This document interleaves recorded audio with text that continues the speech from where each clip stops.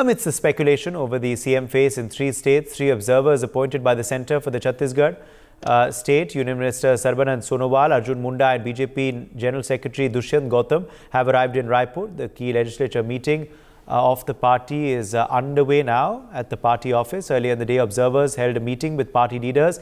Arun Sahu was also present in the meeting, who was considered as a key contender for the CM post. Meanwhile, let's listen into reactions of BJP leaders that have come in from the party office this morning.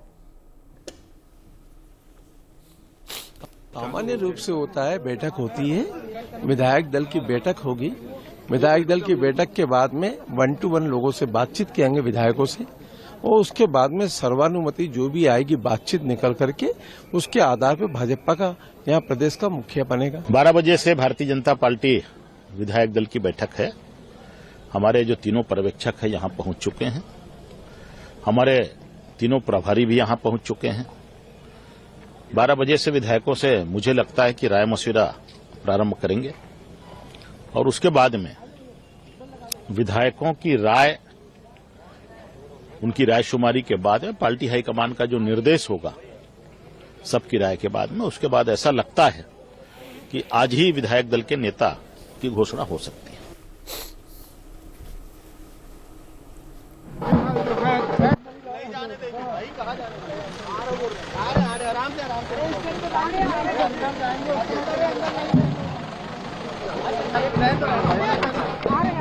चलो ठीक है बंद कर देना। देख देख भाग मत इधर भाग के निकल जाएंगे साहब आके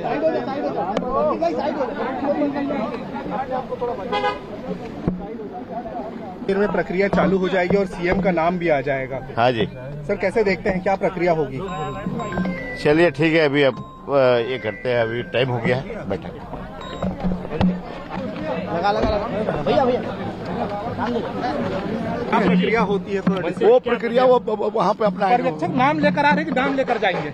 जो भी करेंगे पर्यवेक्षक सोच समझ के करेंगे। क्या लग रहा है कि कितने बजे तक छत्तीसगढ़ की जनता को मिल जाएगा? और तभी मीटिंग होगी भाई, मीटिंग के बाद पता चले। हम लोग अंदर गए ने क्या बताएं, देखिए आज अनाउंस हो जाएगा ना बाबा। और अब देखते रहो। सीएम डिप्टी सीएम वाला बना रहेगा या सिर्फ सीएम रहेंगे? अरे अब उसका देखो क्या हो रहा है भाई, बताना।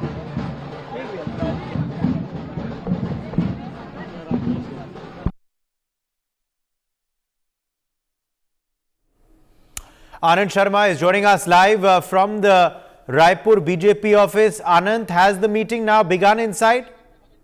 नहीं, बिल्कुल। देखिए कि जितने तमाम जो विधायक वो लगातार अभी पार्टी कार्यालय जो है कुशाभाऊ ठाकरे कार्यालय पहुंच रहे हैं और 45 से अधिक जो विधायक हैं वो इस वक्त जो है पार्टी कार्यालय पहुंच चुके हैं और लगातार विधायकों के आने का सिलसिला जो है वो जारी है। तमाम दिग्गज नेताओं की अगर बात करें तो अजय चंद्राकर जो है वो पार्टी कार्यालय पहुंच चुके हैं। उसके अलावा अगर बात करें राजेश मूरत जो है पार्टी कार्यालय पहुंच चुके हैं। इसके अलावा अगर देखा जाए तो और जितने जो सरगुजा संभाग के जितने विधायक हैं वो पार्टी कार्यालय पहुंच चुके हैं। गोमती साय पार्टी कार्यालय पहुंच चुकी है। सबसे बड़ा नाम जो है पर्यवेक्षक आए हैं। विधायकों के आने का सिलसिला जारी है। आप यहाँ पे देख सकते हैं रखा जाएगा और जो वेरिफिकेशन एक नाम जो है के बाद एक विधायक जो है वो देख सकते हैं कैमरे के साथ आप देख सकते हैं। ये अंदर जाते हुए जो विधायक है वो आप देख सकते हैं। तस्वीर जो है आप देखिए मुख्य द्वार से है अंदर जा रहे हैं। तमाम देखिए जो लोग हैं वो काफी भारतीय जनता पार्टी में उत्साही नजर आ रहे हैं क्योंकि आज भाजपा से एक बड़ी जीत के बाद मुख्यमंत्री जो है वो जो होगा वो भारतीय जनता पार्टी की तरफ से होगा। ये सबसे बड़ी बात है। वो मुख्यमंत्री होगा इस बार छत्तीसगढ़ में। और बिल्कुल अगर देखा जाए, अगर समीकरण देखा जाए, समीकरण तो बिल्कुल आज जो है पहला आदिवासी कहीं न कहीं मिलता नजर आ सकता है।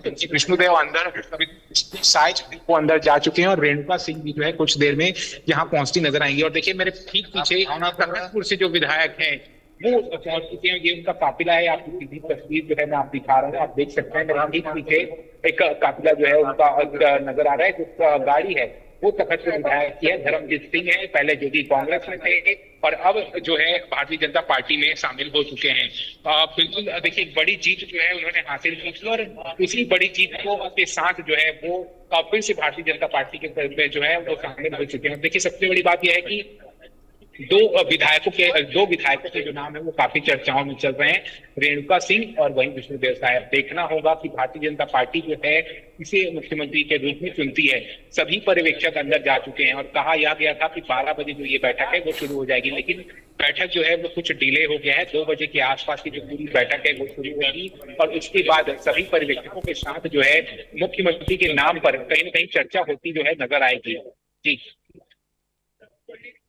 अनंत, और ये जो पर्यवेक्षक हैं ये क्या अब राय लेंगे विधायकों की, फिर वो हाईकमांड को पहुंचाएंगे या फिर वो हाईकमांड की तरफ से एक नाम लेकर आए हैं? सूत्र क्या बता रहे हैं, प्रक्रिया क्या होगी अब आगे पर्यवेक्षकों की ओर से? दिल्ली में जो है बैठक हुई थी, संसदीय दल की बैठक हुई थी जिसमें खुद प्रधानमंत्री नरेंद्र मोदी भी जो है बैठक में शामिल हुए थे और उसी बैठक में ही पर्यवेक्षक और नाम ये सूत्रों से खबर है। ये खबर ऐसी है कि उसी बैठक में नाम पर चर्चा करनी गई। जो औपचारिकता मात्र बैठक से 4 नाम भारतीय जनता पार्टी के उसके बाद राय मशवरा लिया जाएगा कि क्या आप इस नाम से सहमत हैं या नहीं है, क्या आप विष्णुदेव साय के नाम से सहमत हैं या नहीं है, या आप रेणुका सिंह के नाम से सहमत हैं या नहीं है। जिसके पक्ष पर जो है अधिक कहीं ना कहीं देखा जाए तो एक हिसाब से वोट पड़ेंगे की जो है जीत होगी और वही मुख्यमंत्री चेहरा होगा। और खुद देखिए, प्रदेश प्रभारी ओम माथुर का सबसे बड़ा बयान कल इस बार का चेहरा होगा वो सभी को चौंकाने वाला होगा और हमारा सबसे श्रेष्ठ जो कार्यकर्ता होगा श्रेष्ठ कार्यकर्ता की बात हो रही है, सबसे सुपीरियर की बात हो रही है। सबसे जो सुपीरियर होगा वही मुख्यमंत्री का चेहरा होगा। ये और चौंकाने वाला नाम है, तो इसे समझा जा सकता है वो चौंकाने वाला नाम आखिर कौन होगा, क्योंकि मुख्यमंत्री की बने रहिए आप हमारे संग आनंद। हम मनोज मन्नू का भी इस वक्त रुख कर लेते हैं, वह भी इस वक्त लाइव जुड़ गए हैं न्यूज रूम से हमारे संग। मनोज मन्नू, कुछ ही देर में प्रक्रिया शुरू होगी, थोड़ी सी विलंब हो गई है, अभी भी कुछ विधायक वहां पहुंच रहे हैं, तो मीटिंग जो है लगभग 2 बजे के आसपास शुरू होगी, ऐसे हमारे संवाददाता वहां रायपुर में बता रहे हैं। मनोज, इस वक्त सबसे आगे नाम किसका चल रहा है, सूत्र आपको क्या बता रहे हैं और आगे की अब प्रक्रिया पर्यवेक्षकों की ओर से क्या होगी? छत्तीसगढ़ वांट्स टू नो कि हु इज द सीएम। उदय, हर किसी को इंतजार इस बात का है, लेकिन मजेदार बात है कि किसी को नहीं पता है कि राज्य का अगला मुख्यमंत्री कौन होगा। उसका एक कारण है कि ये नरेंद्र मोदी और अमित शाह की बीजेपी है। आपको याद होगा कि पहले जो डिसीजन होते थे वो कई दिन तक पहले तक पता चल जाता था कि राज्य का मुख्यमंत्री कौन होगा, लेकिन पर्यवेक्षकों की बैठक शुरू होने वाली है, तमाम विधायक पहुंच चुके हैं और बस कुछ मिनट में ये तय हो जाएगा कि राज्य का नेता कौन होगा और किसी को नहीं पता है। ये खासियत है। हाँ, अब इतना जरूर बताना चाहता हूं कि ओम माथुर ने यह संकेत दिया है कि ऐसा नाम होगा जो सबको चौंका देगा। अभी कौन नाम चल रहा है? डॉक्टर रमन सिंह, जो कि पूर्व मुख्यमंत्री हैं। वो ये मान लिया जाए कि मुख्यमंत्री नहीं होंगे, लेकिन वो अब भी रेस में बने हुए हैं। अब वो कोशिश कर रहे हैं कि अगर वो नहीं तो उनका कोई कैंडिडेट राज्य का मुख्यमंत्री हो जाए। विष्णुदेव साय पिछली बार केंद्रीय मंत्री उन्होंने ही बनवाया था, 2 बार के प्रदेश अध्यक्ष रह चुके हैं, कई बार के सांसद हैं, लेकिन पार्टी नहीं चाहती कि किसी भी बड़े नेता की छाया उनके नए मुख्यमंत्री पर हो, क्योंकि पार्टी अब तीनों ही राज्यों को अपने हिसाब से डील करना चाहती है। छत्तीसगढ़ बहुत महत्वपूर्ण है, बहुत इंपॉर्टेंट है, तब जबकि वो 3 राज्य की सीमा को जोड़ता है। उड़ीसा उससे लगा हुआ है, झारखंड उससे लगा हुआ है। झारखंड में चुनाव है, उड़ीसा में चुनाव है, बीजेपी उसी के इर्द गिर्द जोड़ने की कोशिश करेगी। और सबसे बड़ी चीज, जैसा कि देश के गृह मंत्री अमित शाह ने कहा है कि नक्सलवाद को आने वाले समय में हम खत्म कर देंगे, इसलिए डबल इंजन की सरकार होना वहां जरूरी है। निश्चित तौर पर बीजेपी की सरकार है, वहां पर नक्सलवाद खात्मा हो जाएगा, क्योंकि ये अमित शाह पूरी प्लानिंग बनाकर बैठे हुए हैं। अब तक कांग्रेस थी, तमाम सारी परेशानियां थी, इसलिए बहुत बहुत जरूरी है। आपको इतना मैं बताना चाहता हूं उदय कि मध्य प्रदेश, छत्तीसगढ़, राजस्थान किसी भी बड़े नेता का दबाव नहीं चलेगा। किसी भी आदमी, कोई भी ये व्यक्ति नहीं बोल सकता है कि आप मुझे नहीं बना रहे हैं तो आप इसे बना दिए, बिल्कुल नहीं चलेगा। पार्टी खुद तय करेगी और छत्तीसगढ़ में, मध्य प्रदेश में या फिर राजस्थान में चौंकाने वाला चेहरा अगर आपको निकल कर आ जाएगा तो आप इससे इनकार मत कर दिए। अभी किसके? डॉक्टर रमन सिंह का चेहरा चल रहा है, ब्रजमोहन अग्रवाल का चेहरा चल रहा है, रेणुका सिंह का चेहरा चल रहा है, गोमती साय का नाम चल रहा है। इसके साथ साथ राम विचार नेताम, जिनका नाम नहीं चल रहा है, राम विचार नेताम भी हो सकते हैं। इसलिए मैं आपको बोल रहा हूं कि चौंकाने वाली चीजें निकल कर आएंगी और आप उस चेहरे को देखकर ये नहीं कह सकते कि ये चेहरा कहां से आ गया। हाँ, ये जो जीत है बस्तर और सरगुजा, ये दो बड़े आदिवासी संभाग जो कि काफी प्रभावित इलाके हैं, उनकी जीत मानी जा रही है। बस्तर में आधी से ज्यादा सीटें, सरगुजा संभाग पूरी तरह से साफ हो चुका है कांग्रेस का। कौन वहां से?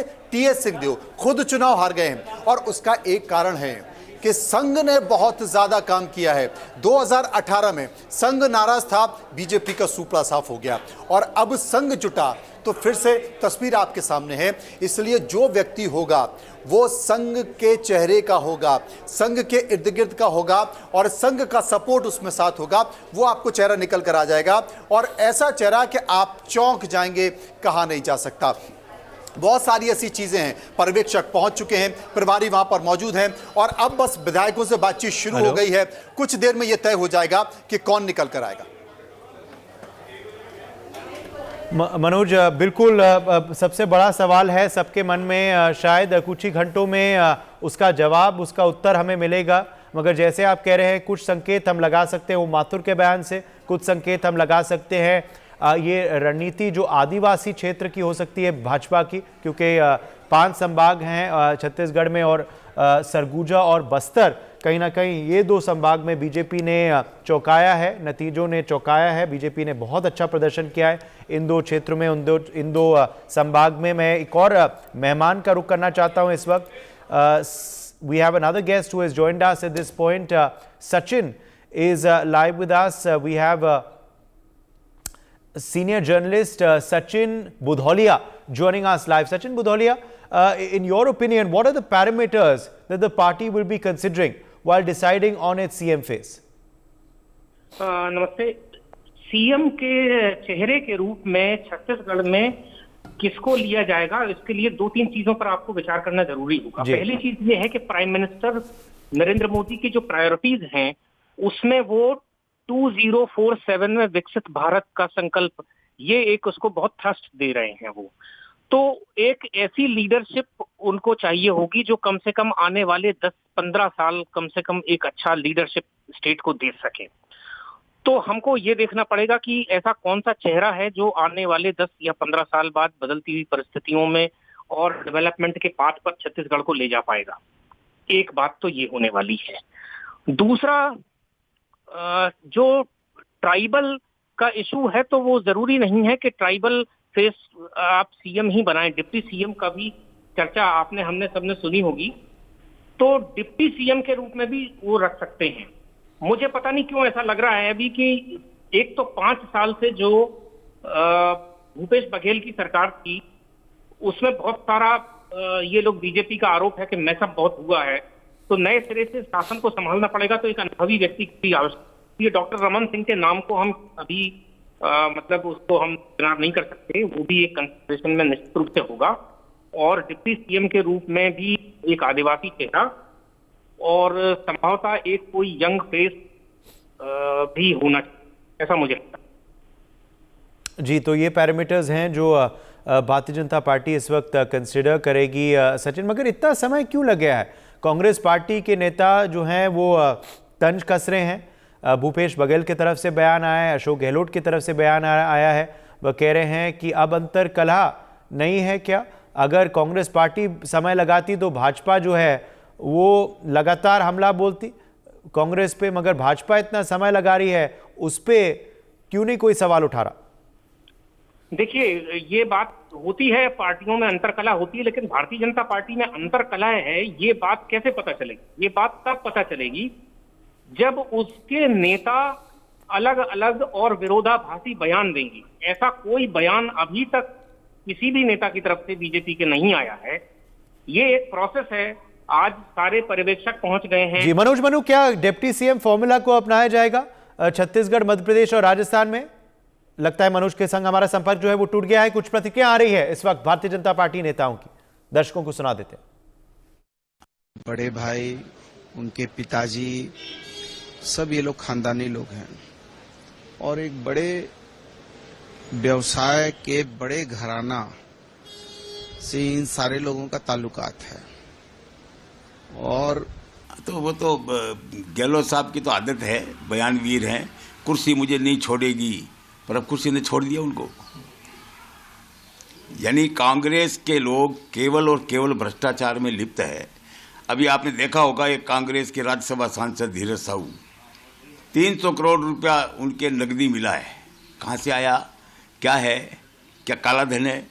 और मैं तो ये कहना चाहूँगा कि मोदी जी ने जो कहा है कि न खाऊंगा न खाने दूंगा, तो जितने भी कांग्रेसी हैं जो भ्रष्टाचार में लिप्त है उन सबके ईडी का छापा पड़ना चाहिए और जो जो भ्रष्ट हैं उनको बेनकाब करना चाहिए। For more such videos, subscribe to the NewsX YouTube channel, hit the bell icon.